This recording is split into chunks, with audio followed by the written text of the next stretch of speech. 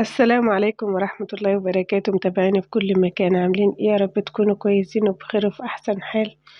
الفيديو بتاعنا سهل وبسيط، واكلتنا النهاردة سهلة وبسيطة. الاول هنصلي على رسول الله، اللهم صل وسلم وبارك عليك يا حبيبي يا رسول الله. كل عام وانتم بخير، اللهم بلغنا رمضان لا فاقدين ولا مفقودين يا رب العالمين. اللهم ارحم موتانا واشف مرضانا. النهاردة معانا نعمل الرز الأحمر، أو زي ما تعلمناه في أكلاتنا بقى بتاعة الأرياف. الأكل ديت بحبها جدا، أكلة العيش. هعملها زي ما والدتي دايما متعودة ان هي تعملها لنا. تمام. انا جبت هنا كمية من البصل. ما انا مش بحب اعمل البصل يا جماعة في الكبة خالص، لان بصراحة بحسها ناعمة او بتاخد وقت في التحمير. بس لما بتكون يعني بعمل كمية كبيرة بضطر ان انا اعملها في الكبة. المهم ان ايه، متنسيش يا حبايبي تحط لي لايك. لو ما اشتركتش في قناتي تشترك وتنورني. جبت كمية من البصل، طبعا خرطتها على ايديا كده تخريطة ما شاء الله، وحمرت البصلة. بصي غماء البصلة ما تخافيش، مش هتتحرق منك ولا اي حاجة، ولا هيبان لونها في الرز الاحمر بالذات. هنا حمرت البصلة معايا. الفيديو ان شاء الله مش طويل. معايا التوابل: فلفل اسود وكمون وكزبرة ناشفة وبابريكا، ومعلقة معلقة مرقة دجاج ومرقة خضار. والتوابل اللي انت حابة تضيفيها ضيفيها. تمام.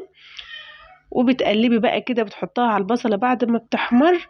بتديكي بقى اول ما بتشم ريحة البصلة كده وتديكي الريحة الجميلة، بتقومي نازلة عليها بالطماطم. انا معايا هنا شفشق من الطماطم، او كيلو شوية من الطماطم الفريش. تمام كده حبايبي. يلا حبايبي كده، اذكروا الله وصلى على الرسول، اللهم صل وسلم وبارك عليك يا حبيبي يا رسول الله.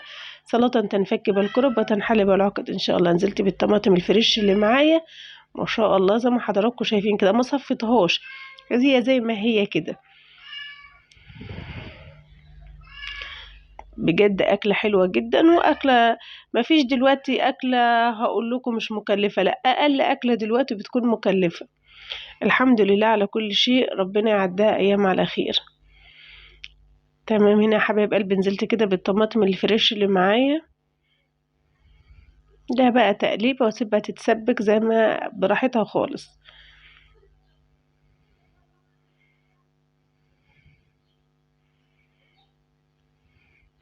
يلا حبايب قلبي، حط كده لاختكم مقايا لايك كده، ومتنسوش كومنت حلو، وشيروا الفيديو على قد ما تقدروا. هنا التسبيكة ما شاء الله، بصوا الطماطم اهي حمرا، مفيش فيها اي حاجة خالص، ومتسبكة وجميلة. معايا هنا كمية من البطاطس، قطعتها كده تقطعة صغيرة خالص كده. تمام. زي ما حضراتكم شايفين كده. بسيبها بقى. ومعايا كمية كمان من الشبت والكزبرة. ده رز المحشي بالظبط، يعني هو ده خلطة المحشي، بس بتضيف عليها بقى ايه؟ البطاطس. تمام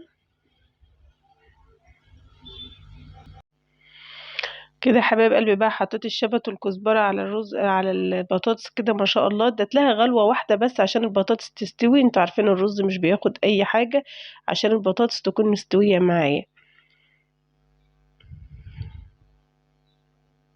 يلا حبايب قلبي، حطوا لي لايك للفيديو.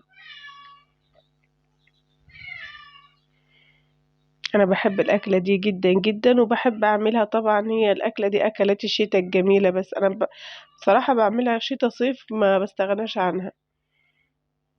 حطيت هنا شوية ملح صغيرين كده، لسه هملح الرز تاني، بس انا حطيت شوية صغيرين كده عشان البطاطس اللي معايا تشرب من الملح.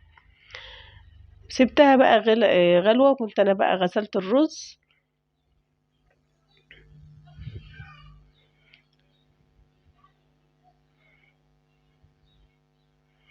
اديتها بس غلوة واحدة بس. طبعا معايا المية في الكتل، وغسلة الرز بتاعي ومصفياه كويس.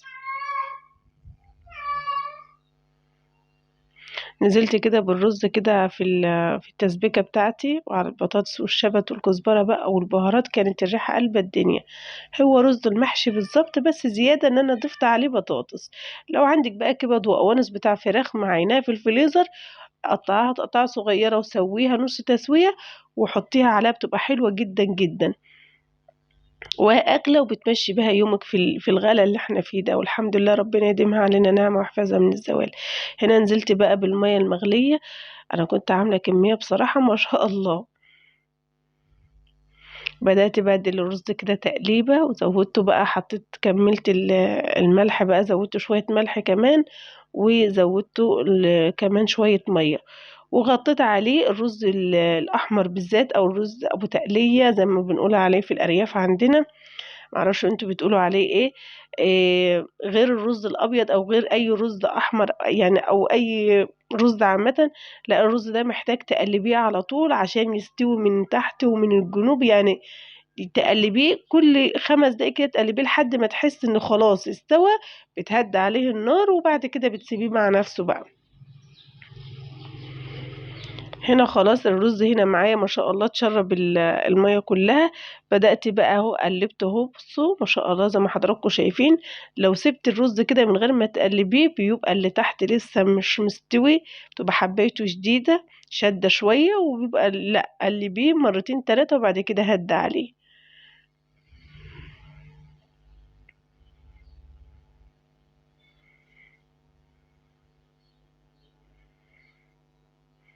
هنا قلبته كمان مرة اهو، خلاص نشف خالص اهو من المية ما شاء الله، كنت مهدية عليه النار خالص.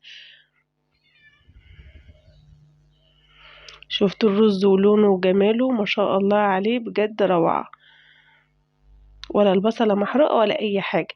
معايا هنا بقى معلقة سمنة كده، كنت ايه عاملاها مسخناها على البوتاجاز، نزلت على الرز كده ما شاء الله، بتخلي بقى الرز بتاعك كده لمعة وشكل ولون وطعم وكله. بصراحة الكاميرا كانت ظالمة لون الرز، تديها بقى تقليبة، بجد الرز كان احمر وجميل جدا يعني، على لونه الجميل ده الكاميرا كمان كانت ظالمه لونه.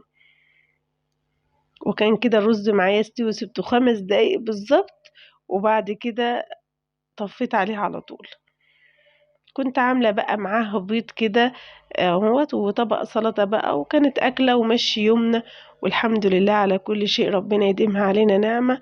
وما تنسوش تحطوا لي لايك للفيديو يا حبايبي، وشكرا على المتابعه، وشكرا على كل اخواتي، وربنا يخليكم ليا ويديمكم في حياتي نعمه. السلام عليكم ورحمه الله وبركاته متابعين الكرام.